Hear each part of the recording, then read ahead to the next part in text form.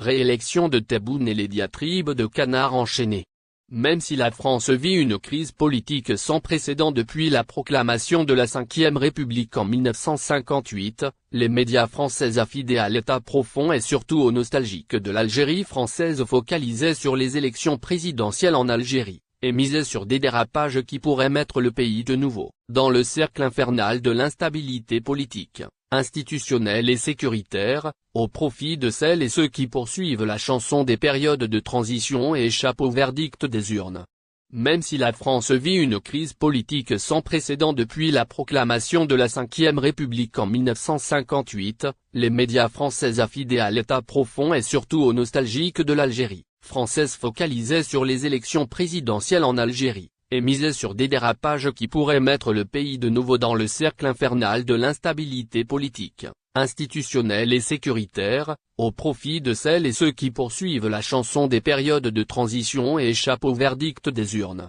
Même si la France est devenue un mauvais élève de la démocratie occidentale, comme l'atteste sa gouvernance par l'article macronien le plus démocratisé de 49, et la nomination d'un Premier ministre issu de la 4e formation politique des dernières législatives, les médias français inféodés à l'état profond et surtout aux nostalgiques de l'Algérie française font de deux institutions républicaines algériennes, à savoir la présidence de la République en la personne d'Abdelmadjid Tebboune et l'ANP, digne héritière de l'ALN, leur point de fixation. Abdelmadjid Tebboune, candidat à sa propre succession, avait fait l'objet d'un lynchage propagandiste, où pullulait les tissus de mensonges à son égard et bien entendu l'ANP, dont le rôle de rempart infranchissable face aux ingérences étrangères, cause des cauchemars aux néocolonisateurs, et qui pariait il y a plus de 3 décennies sur son effondrement. La confiance renouvelée du peuple algérien au président sortant pour parachever ses réformes et pérenniser l'État national, conformément aux principes,